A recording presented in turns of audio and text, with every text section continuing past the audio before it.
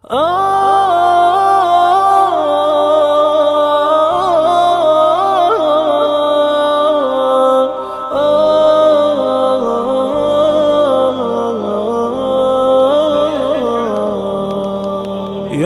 حامل القرآن قد خصك الرحمن بالفضل والتيجان والروح والريحان.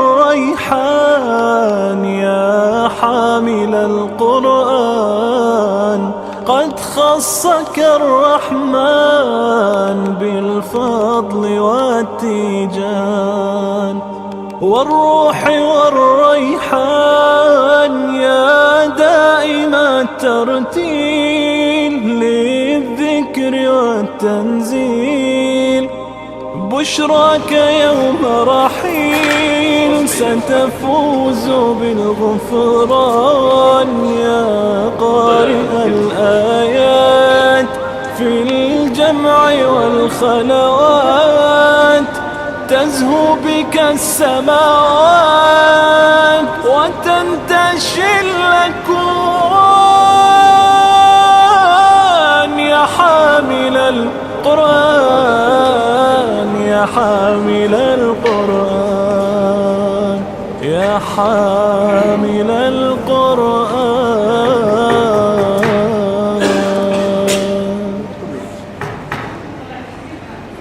أعوذ بالله من الشيطان الرجيم. بسم الله الرحمن الرحيم.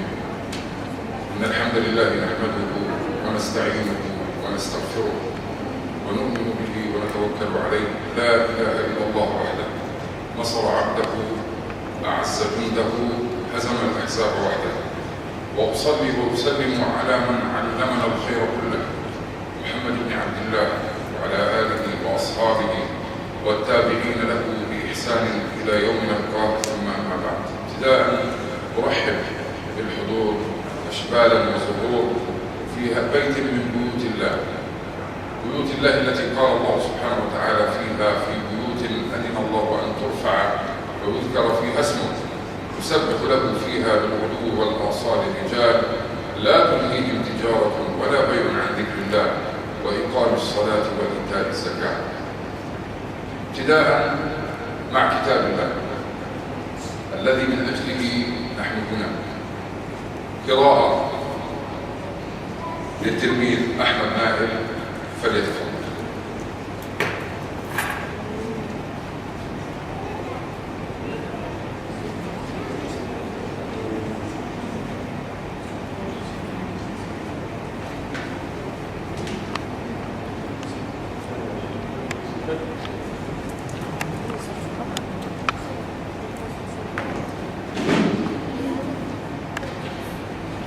أعوذ بالله من الشيطان الرجيم.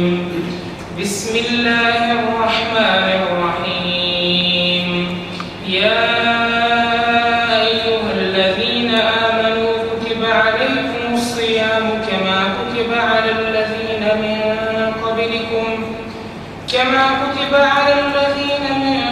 قبلكم لعلكم تتقون.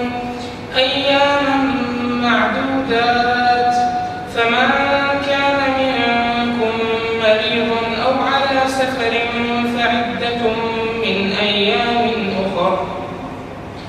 وعلى الذين يطيقونه فدية طعام مسكين، فمن تطوع خيرا فهو خير له، وأن تصوموا خير لكم إن كنتم تعلمون. شهر رمضان الذي أنزل فيه القرآن هدى للناس وبينات من الهدى والفرقان، فمن شهد منكم الشهر فليصمه، ومن كان مريضا أو على سفر فعدة من أيام أخر. يريد الله بكم اليسر ولا يريد بكم العسر، ولتكملوا العدة ولتكبروا الله على ما هداكم ولعلكم تشكرون. وإذا سألك عبادي عني أجيب دعوة الداع إذا دعان فليستجيبوا لي وليؤمنوا بي لعلهم يرشدون. بسم الله الرحمن الرحيم. إنا أنزلناه في ليلة القدر وما أدراك ما ليلة القدر. ليلة القدر خير من 1000 شهر. تنزل الملائكة والروح فيها بإذن ربهم من كل أمر. سلام هي حتى مطلع الفجر. صدق الله العظيم. إن الله سبحانه وتعالى قد أنعم على هذه الأمة بنعم كثيرة. أهم هذه النعم هي كتاب، هي كلام، هي القرآن العظيم. يقول الله سبحانه وتعالى بعد بسم الله الرحمن الرحيم: إنا أنزلناه قرآنا عربيا لعلكم تعقلون. عز العرب والمسلمين في هذا الكتاب. إنا أنزلناه قرآنا عربيا، لم يقل عبريا ولا إنجليزيا، عربيا، ليرفع أهل الإسلام بدينهم هاماتهم عالية. إنا أنزلناه قرآنا عربيا لعلكم تعقلون. القائمون على خدمة كتاب الله عز وجل هؤلاء هم الضر في التاج، هؤلاء هم رأس الحربة، هؤلاء هم من يزرعون. أتشرف بأن أدعو مدير مركز الإتقان في علوم القرآن الشيخ عبد الحكيم ليقدم لنا كلمة، فليتفضل.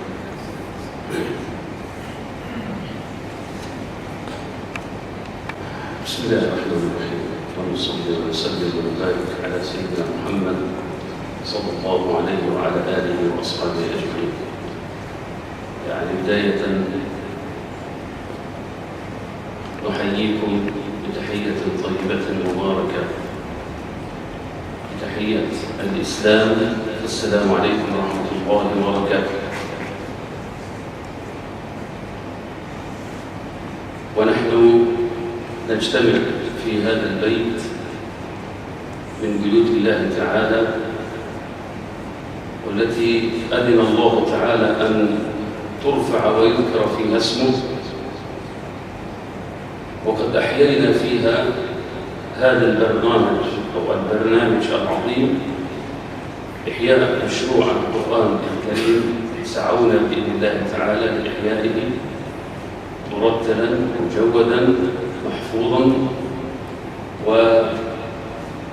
وأستطيع أن أقول أننا بحمد الله تعالى سعونا وتقدمنا إلى الأمام قليلا، وأدعو الله أن نتقدم كثيرا. فيشرفنا هذه الكوكبة التي تجلس الآن بيننا، ويشرفنا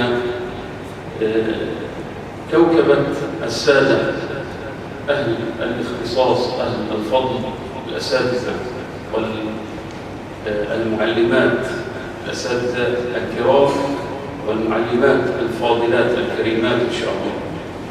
فببركة هذا الجهد تظهر عندنا نماذج، فأحببنا أن نكون متميزين في تلاوة القرآن، متميزين في حفظنا، بدليل أننا سنشارك إن شاء الله في مسابقة حفظ القرآن الكريم، المسابقة الكبرى في حفظ القرآن. منا من سيتقدم بحفظ كامل القرآن، ومن سيتقدم بحفظ 10 أجزاء أو 20 جزءا، وهذا فضل من الله سبحانه وتعالى. إن سألنا ما هو كرم الله تعالى لنا، الله أكرمنا بحفظة ممن يجلسون بيننا، وممن إن شاء الله حبسهم العذر حقيقة عن حضور هذا المجلس. كلمتي ستكون ضمن توجيهات. احنا بس نتذكر أننا قبل الجمعة الأخيرة من رمضان، ورمضان يا شباب رمضان شهر القرآن، شهر أنزل فيه القرآن، شهر كله فضائل، كله فضائل. والأصل فينا كطلاب القرآن الكريم عدة طلابس، أنا بحكي معك كطلاب القرآن الكريم أن نقبل إقبال كبير جدا، أن نقبل على كتاب الله عز وجل. السلام عليكم ورحمة الله وبركاته. فالدنيا فرص، وكثير ما تنتاب المسلم فرص، وكثير منا من يضيع هذه الفرص. ما أحوجنا أن نغتنم هذه الفرص. وأجد نفسي يعني مركز على هذا الموضوع أننا أمام فرصة عظيمة جدا، ألا وهي فرصة رمضان يا عظيم. فرصة رمضان تعطينا همة واندفاع وقوة وانطلاقا إلى الأمام.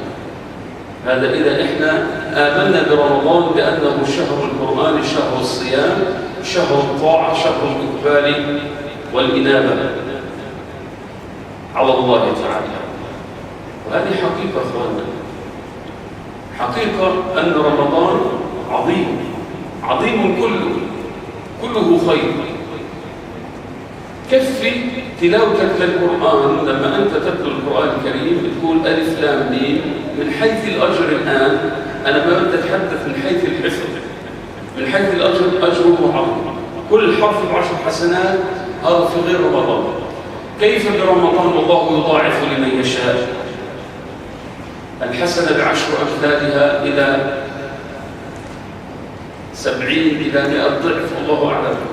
يعني الخير الكبير في رمضان عظيم جدا جدا جدا. ولذلك أنا بطلب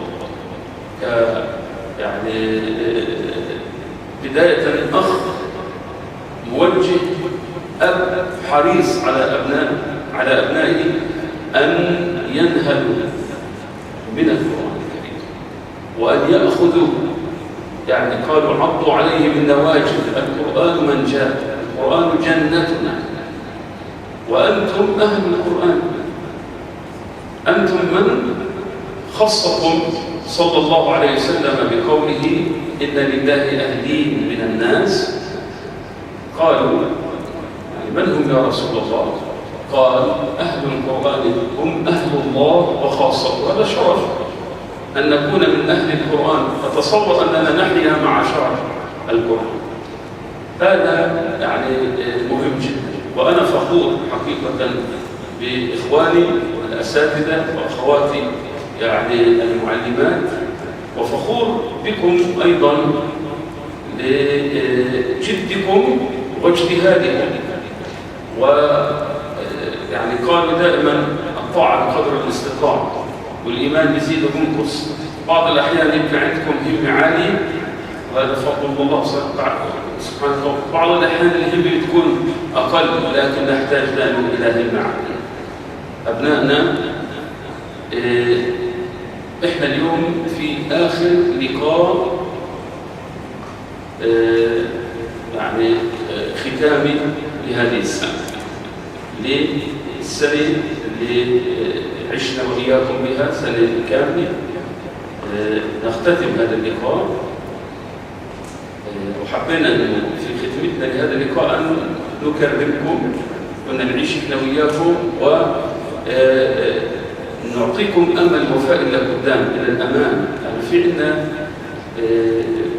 ما دمنا أصحاب مشروع قرآني، إحنا في عندنا تطلعات إلى الأمام، في عندنا أمل، في عندنا أهداف، بدنا ننتج، بدنا نصير، بدنا نغرس يعني غرس طيب جدا في بلدنا، في مجتمعنا، وفي يعني كل بلد إسلامي إن استطعنا إن شاء الله، في أي قرية قريبة أو بعيدة، مدينة، أن نغرس غراس لا تخرج بإذن الله تعالى إلا ينع وثمار طيبة جدا، فأنتم أهل لذلك إن شاء الله، والمستقبل أمامكم.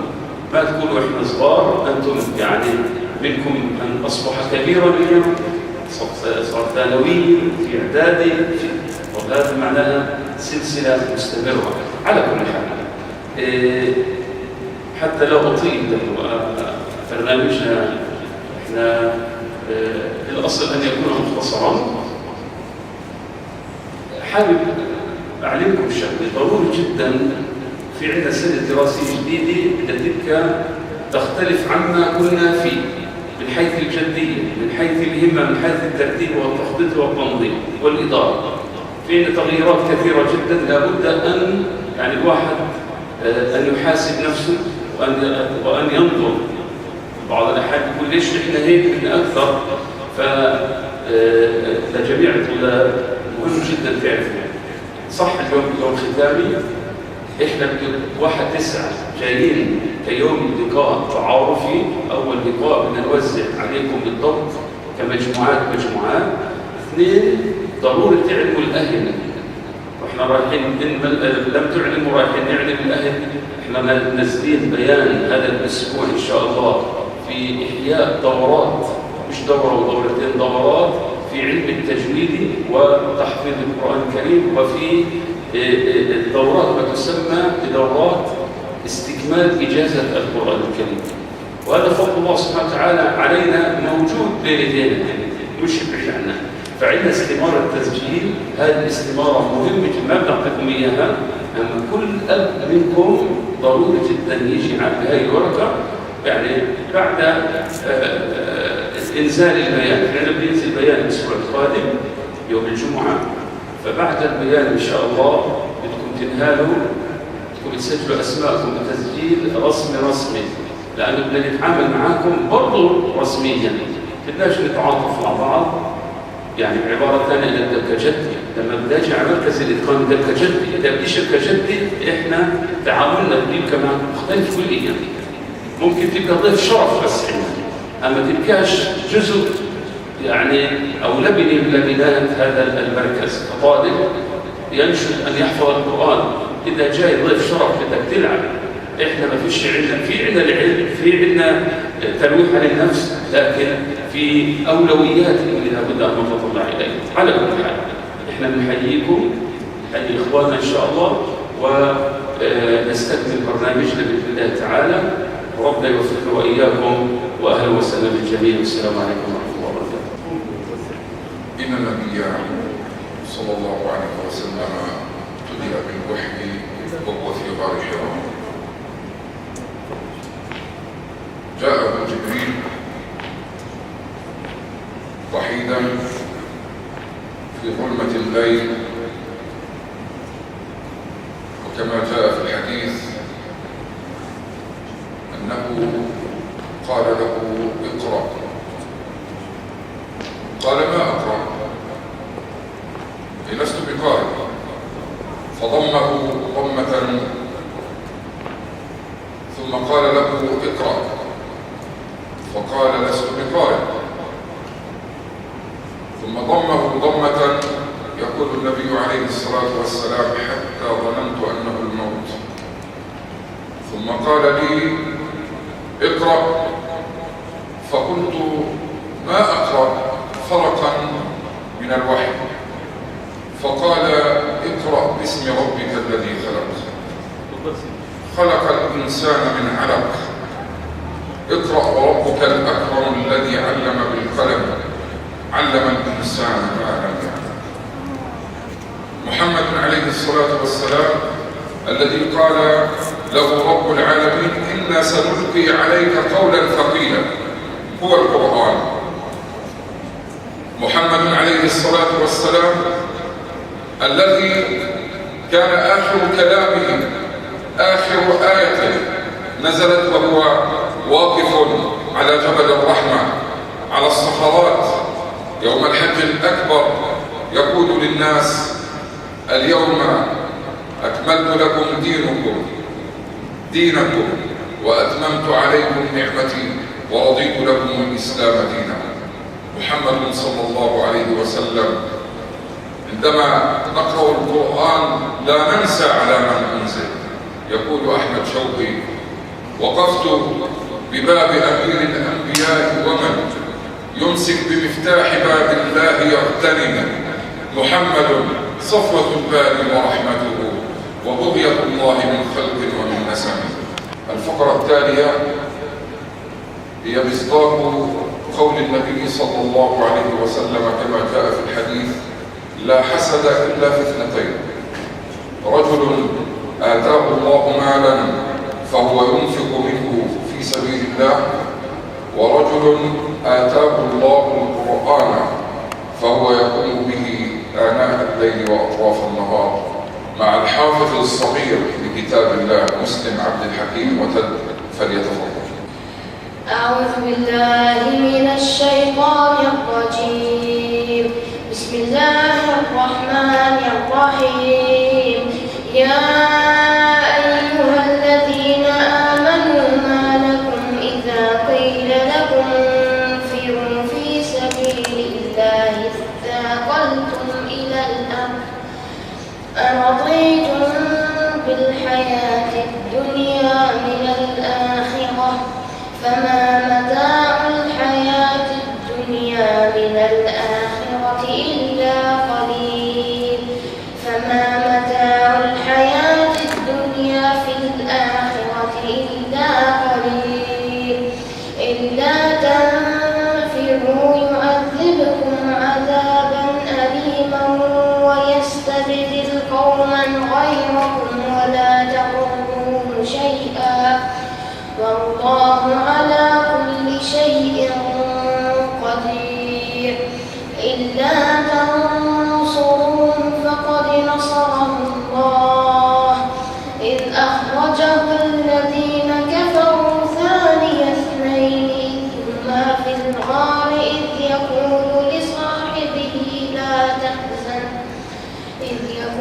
لصاحبه لا تحزن إن الله معنا فأنزل الله سكينته عليه وأيده بجنود لم تروها وجعل كلمة الذين كفروا السفلى وكلمة الله هي العليا والله عزيز حكيم. صدق الله العظيم.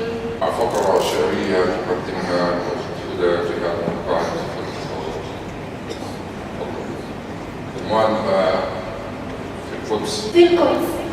مررنا على دار الحبيب فردنا عن الدار قانون الأعادي وسورها، فقلت لنفسي ربما هي نعمة، فماذا ترى في القدس حين تزورها؟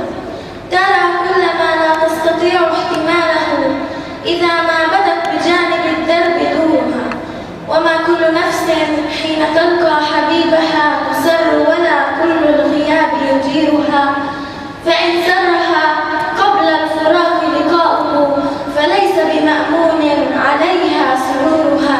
متى تبصر القدس العتيقة مرة فسوف تراها العين حيث تديرها. في القدس بائع خضرة من جورجيا بين لزوجته يفكر في قضاء إجازة أو في طلاع البيت. في القدس توراة وكهن جاء من منهاتن العليا يفضي فدية البولوم في أحكامها. في القدس شرطي من الأحباش يغلق شارعا في السوق رشاش على مستوطن لم يبلغ 20، قبعة تحيي حائط مكة وسياح من الإفرنج شكرا لا يرون القدس إطلاقا، تراهم يأخذون لبعضهم صورا مع امرأة تبيع الفجر في الساحات طول اليوم. في القدس دب الجند منتعلين فوق الغيم. في القدس صلينا على الأسفلت. في القدس من في القدس إلا أنت يا كاتب التاريخ مهلا، فالمدينة دهرها دهران، دهر أجنبي مطمئن لا يغير خطوه وكأنه يمشي خلال النوم، وهناك دهر قائم متلثم يمشي بلا صوت حضار الكون. والقدس تعرف نفسها، فاسأل هناك الخلق يبدلك الجميع، فكل شيء في المدينة ذو لسان حين تسأله يبين. في القدس يزداد الهلال تقوسا مثل الجنين، حتبا على أشباهه فوق القباب تطورت ما بينهم عبر السنين علاقة الأب بالبنين. في القدس أعمدة الرخام الداكنات كأن تعريق الرخام دخان. في القدس تعريف الجمال مثمن الأضلاع أزرق، فوقه يدام عزك ربة ذهبية تبدو برأيي مثل مرآة محددة ترى وجه السماء ملخصا فيها، تدللها وتدنيها، توزعها كأكياس المعونة في الحصار لمستحقيها، إذا ما أمة من بعد خطبة جمعة مدت بأيديها. وفي القدس السماء تفرقت في الناس تحمينا ونحميها ونحملها على أكتافنا حملا إذا ضاقت على أقمارها الأزمان. في القدس مدرسة لمملوك أتى مما وراء النهر باعوه بسوق نخاسة في إصفهان لتاجر من أهل بغداد، أتى حلبا فخاف أميرها من زرقة في عينه اليسرى فأعطاه لقافلة أتت مصرا، فأصبح بعد سنين غلاب المهول وصاحب السلطان. في القدس رائحة تركز بابلا والهند في دكان عطار بخان الزيت، والله رائحة لها لغة ستفهمها إذا أصغيت، وتقول لي إذ يطلقون قنابل الغاز المسيل للدموع علي لا تحفل بهم، وتفوح من بعد انحصار الغاز وهي تقول لي أرأيت. في القدس أبنية حجارتها اقتباسات من الإنجيل والقرآن، ونوافذ تعلو المساجد والكنائس أمسكت بيد الصباح تريه كيف النقش في الألوان، فهو يقول لا بل هكذا، فتقول لا بل هكذا، حتى إذا طال الخلاف تقاسما، فالصبح حر خارج العتبات، لكن إن أراد دخولها فعليه أن يرضى بحكم نوافذ الرحمن. في القدس يرتاح التناقض والعجائب ليس ينكرها العباد، كأنها قطع القماش يقلبون قديمها وجديدها، والمعجزات هناك تلمس في اليدين. في القدس لو صافحت رجلا أو لامست بناية لوجدت منقوشا على كفيك نص قصيدة يا ابن الكرام أو اثنتين. في القدس رغم تتابع النكبات ريح طفولة في الجو، ريح براءة، فترى الحمام يطير يعلن دولة في الريح بين رصاصتين. في القدس تنتظم القبور كأنهن سطور تاريخ المدينة والكتاب ترابها، الكل مروا من هنا، فالقدس تقبل من أتاها كافرا أو مؤمنا. أمرر بها واقرأ شواهدها بكل لغات أهل الأرض، فيها الزج والإفرنج والتفجاح والصقلاب والبشناق والتاتار والأتراك وأهل الله والهلاك والفقراء والملاك، فيها كل من وطأ الثرى. أرأيت ما ضاقت علينا وحدنا، يا كاتب التاريخ ماذا جد فاستثنيتنا، يا شيخ فلتعد القراءة والكتابة مرة أخرى، أراك الحانث العين تغمض ثم تبصر، سائق السيارة الصفراء مال بنا شمالا نائيا عن بابها، والقدس قد صارت خلفنا، والعين تبصرها بمرآة اليمين تطورت ألوانها في الشمس من بعد الغياب، إذ فاجأتني بسمة لا أدري كيف تسللت في الدم، قالت لي وقد أمعنت ما أمعنت، يا أيها الباكي وراء السور، أحمق أنت أجنبت، لا تبكي عينك أيها المنسي من متن الكتاب، لا تبكي عينك أيها العربي، واعلم أنه في القدس من في القدس، لكن لا أرى في القدس إلا أنت. من كاتب هذه القصيدة تعرفينها مثل تميم البرغوثي؟ بارك الله فيك. نبقى مع كلمة المشرفين على دورات تحفيظ القرآن الكريم، أستاذ نايل وجيه حسن حامد فليتفضل.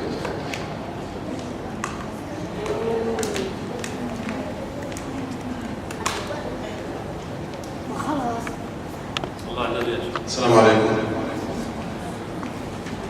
الحمد لله والصلاة والسلام على رسول الله. اجتماعنا اليوم المفروض تكريم لكم، والاجتماع كله لكم، احنا نقول مناسبتين. المناسبة الأولى أنكم الكل منا شبر سنة، الكل منتقل صف جديد، نور سادس، مسلم سابع، الكل زاد سنة، كرم مالك عبد سابع، كلكم ما شاء الله، إيش ثانوية إيش إعدادية. الأصل الواحد ما ينساش إنه شبر سنة، والبنات نفس الشيء، كلنا جبرنا، والأصل الواحد يعامل حاله وكأنه جبر، ولا واحد ضل الصف الأول ولا الثاني، الكل بيجبر. المناسبة الثانية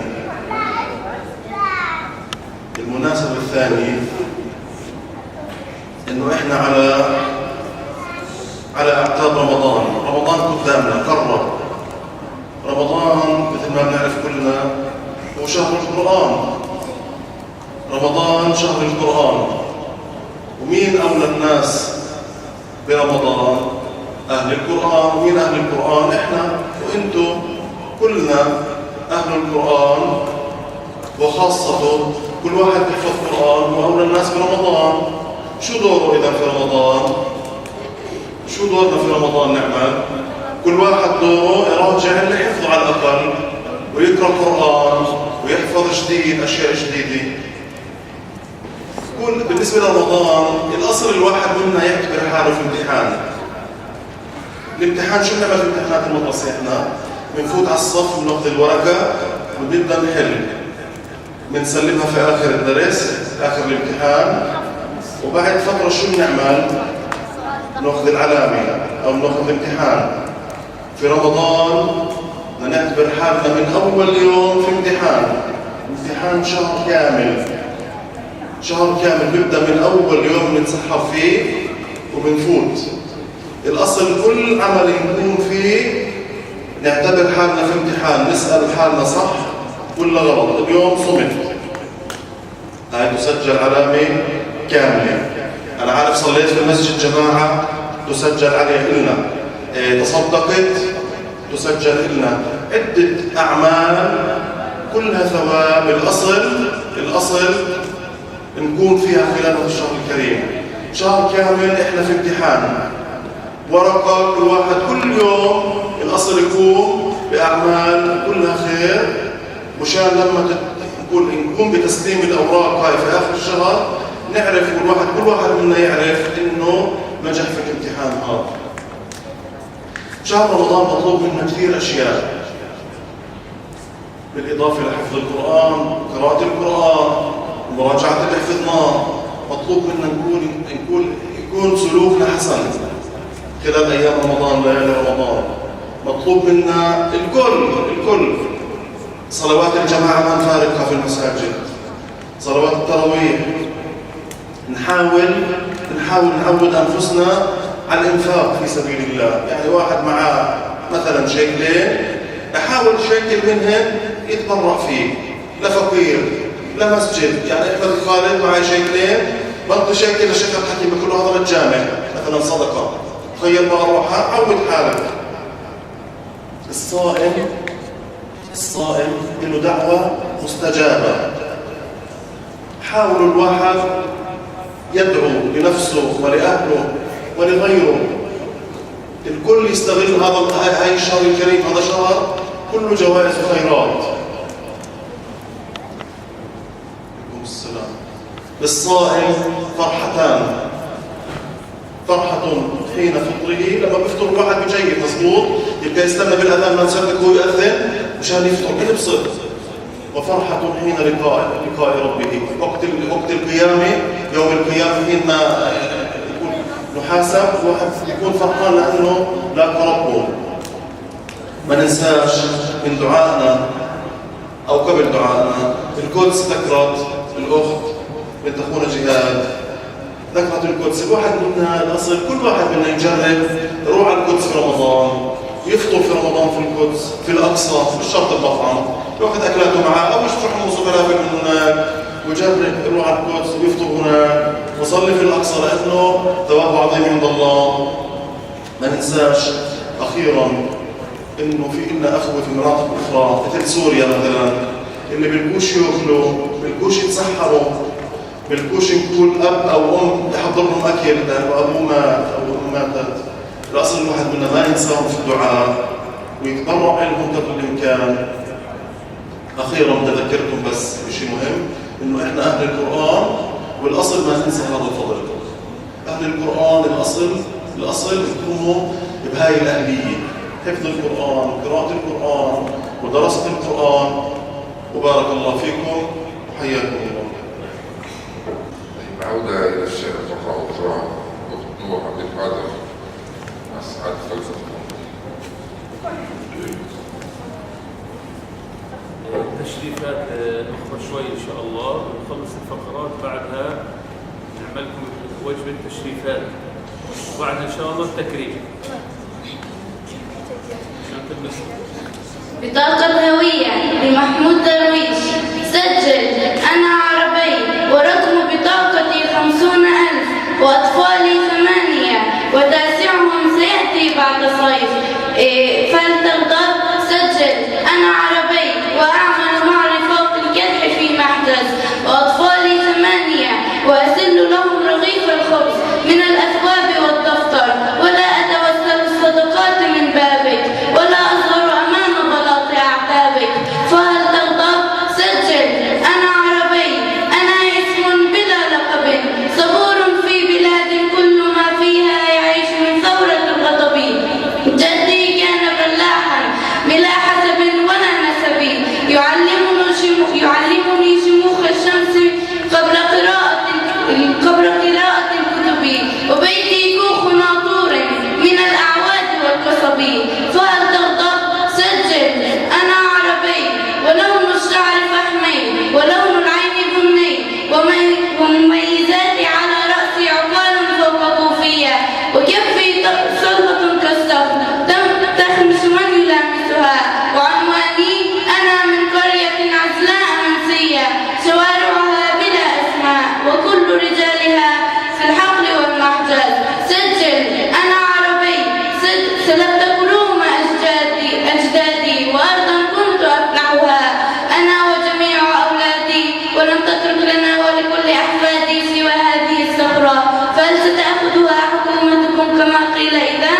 سجل: برأس الصفحة الأولى: أنا لا أكره الناس ولا أسطو على أحد، ولكني إذا ما جعت آكل لحم مغتصبي، فحذاري حذاري من جوعي ومن غضبي. شكرا وبارك الله فيك. يقول الله سبحانه وتعالى، وبهذا نختم بعد بسم الله الرحمن الرحيم: ألف لام را. تلك آيات الكتاب المبين، إنا أنزلناه قرآنا عربيا لعلكم تعقلون.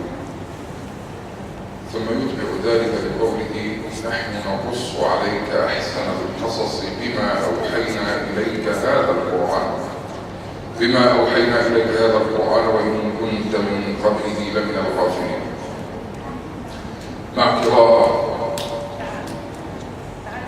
للأخ وللابن عمير عبد السلام وتد، فليتفضل، ثم نتبع ذلك إن شاء الله بالتشريفات. تفضل. أعوذ بالله من الشيطان الرجيم. بسم الله الرحمن الرحيم. أفمن شرح الله صدره للإسلام فهو على نور من ربه، فويل للقاسية قلوبهم من ذكر الله، أولئك في ضلال مبين. الله نزل أحسن الحديث كتابا متشابها مثاني تقشعر منه جلود الذين يخشون ربهم، ثم تلين جلودهم وقلوبهم إلى ذكر الله، ذلك هدى الله يهدي به من يشاء، ومن يضلل الله فما له من هاد. أفمن يتقي بوجهه سوء العذاب يوم القيامة وقيل للظالمين ذوقوا ما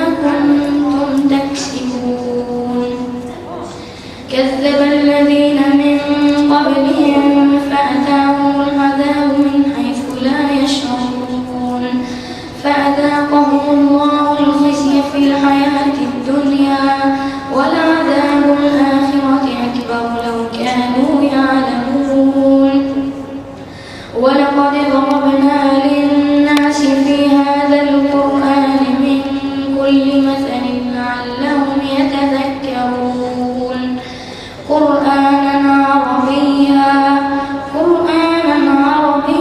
غير ذي عوج لعلهم يتقون.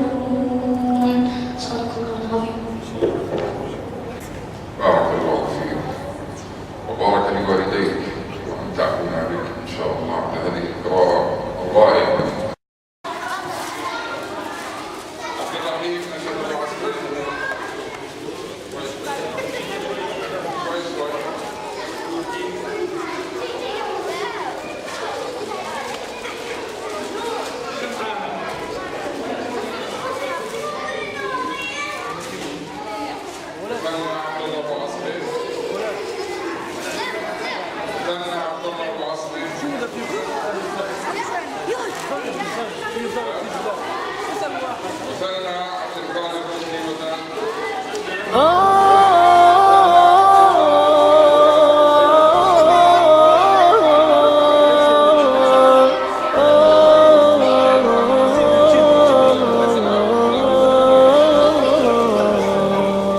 يا حامل القرآن قد خصك الرحمن بالفضل والتيجان والروح والريحان. يا حامل القرآن قد خصك الرحمن بالفضل والتيجان والروح والريحان. يا دائم الترتيل للذكر والتنزيل بشراك يوم رحيل ستفوز بالغفران. يا قارئ الآيات في الجمع والخلوات تزهو بك السماوات وتنتشي الأكوان. يا حامل القرآن يا حامل القرآن يا حامل القرآن.